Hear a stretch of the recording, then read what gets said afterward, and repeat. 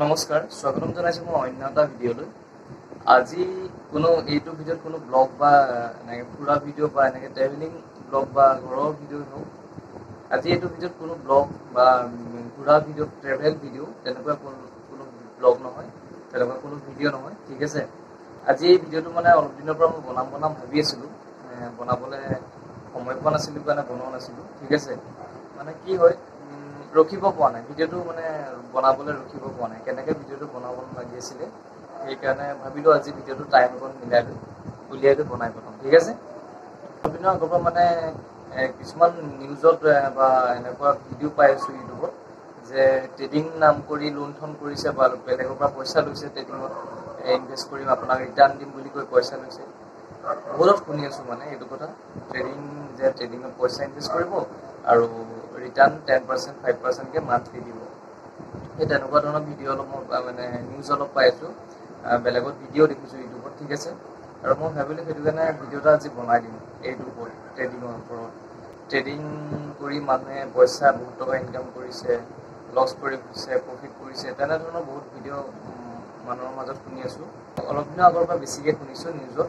এইটো চুমি বৰাক লৈ ওলাইছে কথাটো, আৰু আপোনাৰ চুমি বৰা হওক, বিশাল হওক, তেনেকৈ ওলাইছে।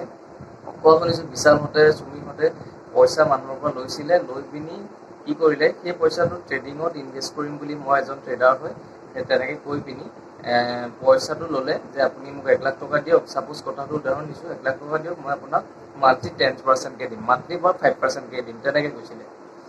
আৰু তেনেকৈ কৈ পিনি ট্ৰেডিং নামত এটা বদনাম উলিয়াই সেই পইচাটো ট্ৰেডিঙত আচলতে সিহঁতে কি কৰিলে শুনক, পইচাটো আচলতে সিহঁতে ট্ৰেডিঙত নলগালে, ট্ৰেডিঙত তৰতো নাজানে, মই যিটো বুজিছোঁ পিছত।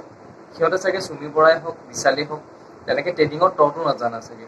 এই ট্ৰেডিঙৰ নজনাসকলেও পইচা মানুহৰ পৰা পইচা লৈ ট্ৰেডিং কৰিম বুলি, আপুনি ইমানটো পইচা দিয়ক, মই আপোনাক ইমানটো মান্থলি ৰিটাৰ্ণ দিম, ঠিক আছে।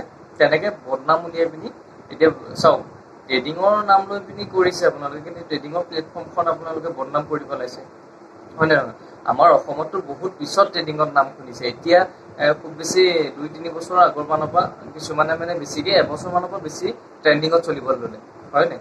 কিন্তু মই চাওক, মই যেতিয়া লাইভ মোবাইলটো লৈছোঁ মোৰ তাতকৈ বহুত আগৰ, কিন্তু মই যেতিয়া লাইভ মোবাইলটো লৈছোঁ 2017 চনত। 17 চনত লাইভ জিঅ' চিম আহিছে। তেতিয়া জিঅ' চিম যেতিয়া আহিছে, মই তেতিয়াৰ পৰা এইখন মাৰ্কেটত, মানে ট্ৰেডিং মাৰ্কেটত আছোঁ, ঠিক আছে।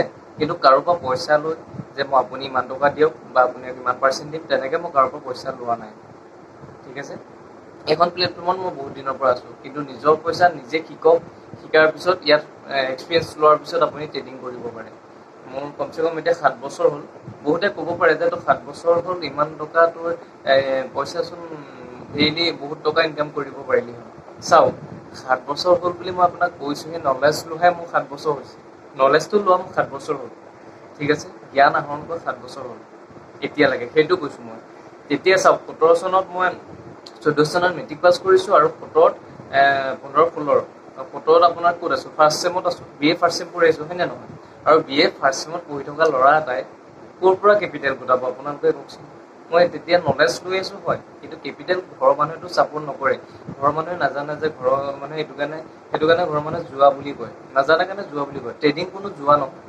ট্ৰেডিঙত আপুনি যদি নজনাকৈ কামটো পইচা ইনভেষ্ট কৰে, ধৰি লওক আপুনি পইচা নাজানিলে, নজনাৰ পিছত একো নিশিকাকৈ আপুনি পইচা, ধৰি লওক কেণ্ডেলডাল বোলে আপ মাৰিছে, আপুনি মনতে ভাবিছে যে আপত যাব, ঠিক আছে। মনতে ভাবিছে বোলে আপলৈ গৈ আছে, আপ ট্ৰেণ্ড লৈ আছে, আপত যাব।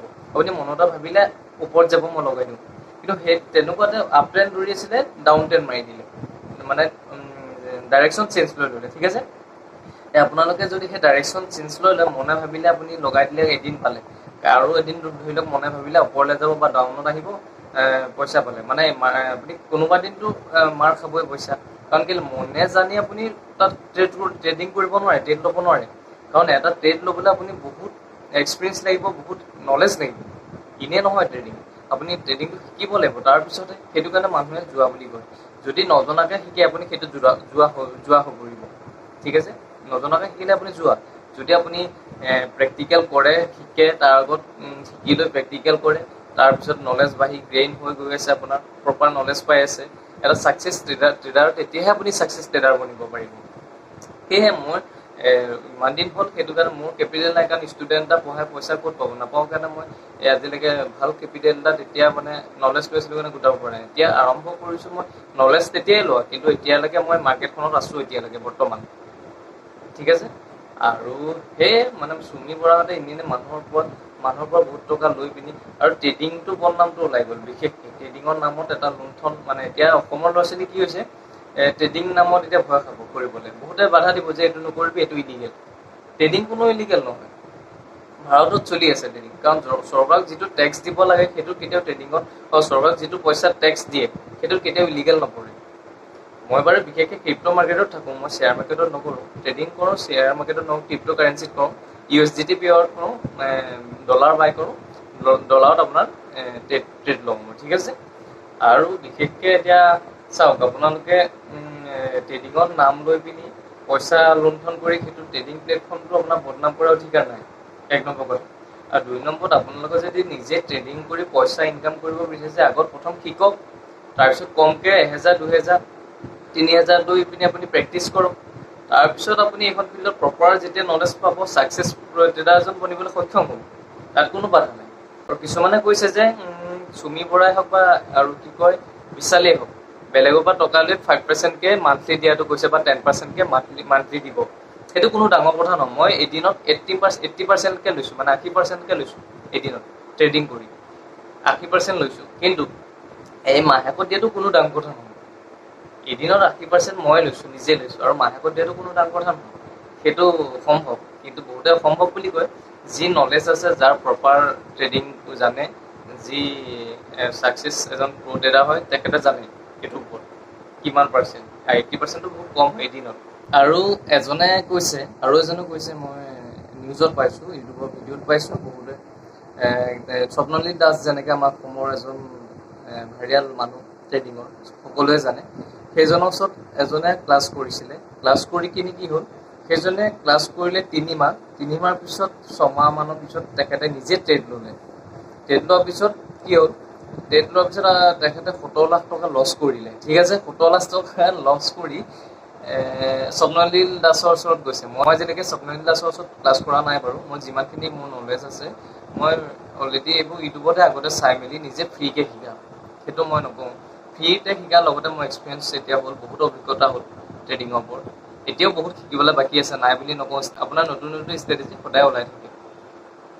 মই যদি বহুতখিনি জানিলেও মই আৰু নলেজ ল'ব বিচাৰি থাকোঁ যে ইয়াতকৈ ভাল কিবা ষ্ট্ৰেটেজি আছে নেকি, তেনেকৈ মই বিচাৰি থাকোঁ। সেইটো অলপ দিনৰ আগত আৰু এটা নিউজ পাইছোঁ, তাৰপিছত আহিলে চুমি বৰাহঁতৰ লগতে এতিয়া এনেই ফচিবলগীয়া হৈছে স্বপ্নলীল দাস। কি কাৰণে ফচিবলগীয়া হৈছে বুলি কৈছোঁ, কাৰণ স্বপ্নলীল দাসৰ ওচৰত মই ক্লাছ কৰা নাই। মই যি দেখিছোঁ, মোৰ লগৰখিনিয়ে ক্লাছ কৰিছে এতিয়া বৰ্তমান, মই সিহঁতে কৰিছে, মই সুধিছোঁ, ভাল বুজাই বুলি কৈছে। মই সেইটো কোৱা নাই, বুজাই ভাল বেয়া বুজাই সেইটো মই ক'ব বিচৰা নাই, কিন্তু মই আজিলৈকে ক্লাছ কৰা নাই তেখেতৰ ওচৰত। আৰু তেখেতৰ ওপৰত এজন ছাত্ৰ আছিলে, গোচৰ তৰিছে থানাত যে মোৰ 17 লাখ টকা লছ হ'ল, আপুনি মোক দিয়ক, তেনেকৈ মানে দাবী কৰিছে। আৰু সেইটো দাবী কৰিবলগীয়া কথা নহয়। চাওক, আপোনাৰ সেই নলেজ গুৰুজনৰ পৰা লৈ গৈছে, লৈ যোৱাৰ পিছত যদি লছ কৰে, সেইটো চাওক, এনেকুৱা নহয় যে শিকিলেই প্ৰফিট হ'ব, তেনেকুৱা নহয় কোনো কথা। শিকাৰ পিছতো নিজৰ অভিজ্ঞতা লাগিব ইয়াত, এইখন মাৰ্কেটত।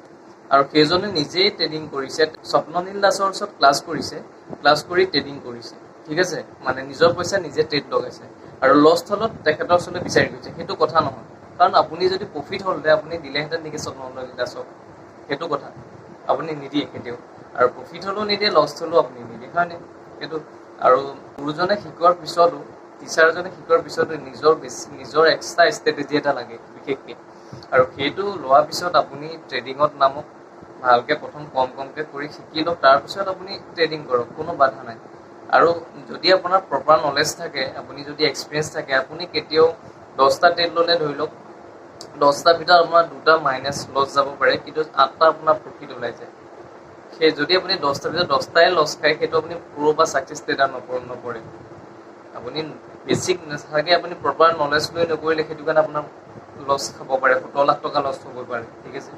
আৰু মই এইটো কাৰো ওপৰত মানে এইজন ভাল এইজন বেয়া সেইবোৰ মই ক'ব যোৱা নাই, তাৰ ওপৰত মই কণ্ট্ৰভাৰ্চি কৰা নাই, ঠিক আছে।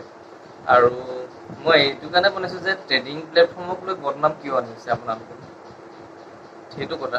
ট্ৰেডিং প্লেটফৰ্মখন ইমান ভাল প্লেটফৰ্ম এখন, আপোনালোকে ইমান বদনাম লৈ আহিছে। বেলেগৰ পৰা পইচা লোৱাটো সেইটো ইলিগেল, কেতিয়াও লিগেলত নপৰে। আপুনি নিজৰ টকা কৰি ইনভেষ্ট কৰক, নিজৰ কেপিটেল লগাওক। যদি আপোনাৰ প্ৰপাৰ নলেজ আছে আপুনিতো এনেও প্ৰফিট পাবই। আৰু ক্ৰিপ্ট' ট্ৰেডিং হওক বা শ্বেয়াৰ ট্ৰেডিং হওক এনেকুৱা এটা প্লেটফৰ্ম এখন, ইয়াত কি ক'ম আপোনাৰ, এটা কুঁৱা।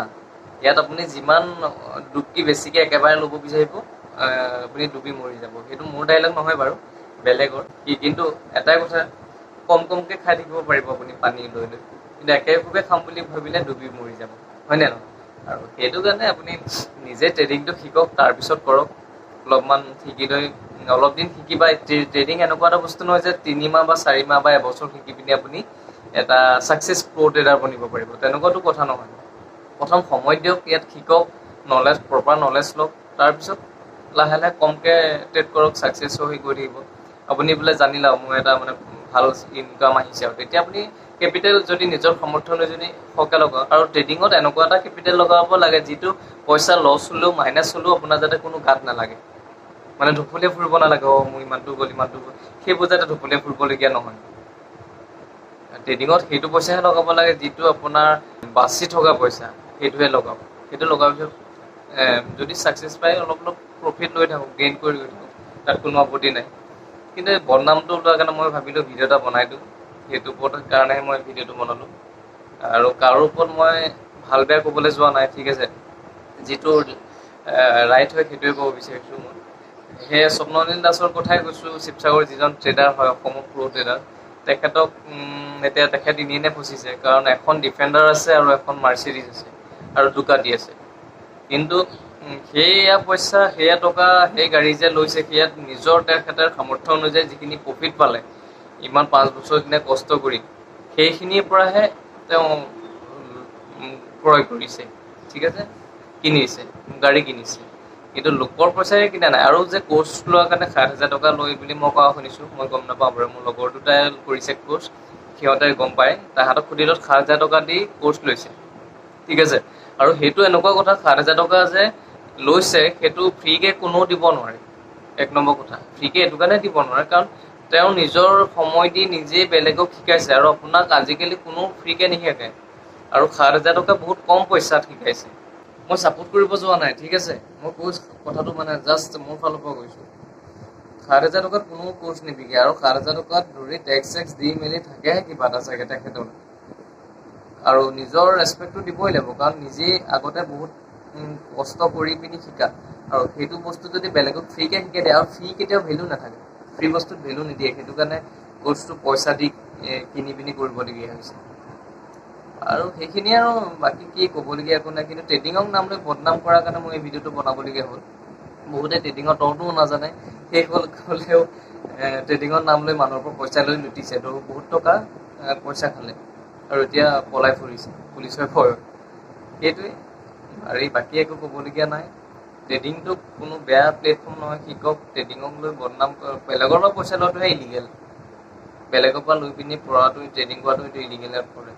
নিজে কেপিটেল গোটাওক, নিজে কৰক পইচা, তাৰপিছত ট্ৰেডিং কৰক, শিকক, নলেজ লওক প্ৰপাৰ। এইটো এটা লাইফত অপশ্যন, নেক্সট অপশ্যন হিচাপে থাকিব আপোনাৰ। যদিও চাকৰি এটা সম্ভৱ ইণ্টাৰভিউ দি আছে, পোৱা নাই, এইটো আপোনাৰ নিবনুৱা সমস্যাৰ কাৰণে এটা ভাল অপশ্যন। আৰু আমাৰ অসমত বহুত পিছত আহিছে ট্ৰেডিংটো, এনেকুৱা নহয় যে আগৰ পৰা আছে। বহুতে কিছুমানে জানে, ধৰি লওক কম কমকৈ। এতিয়া ট্ৰেণ্ডিঙত চলি থাকে কাৰণে এনেকুৱা হৈ গৈছে অৱস্থা। সেয়াও ক'বলগীয়া কি এইখিনি আছিলে। বাৰু ভিডিঅ'টো আজিলৈ ইমানতে সামৰণি মাৰিলোঁ।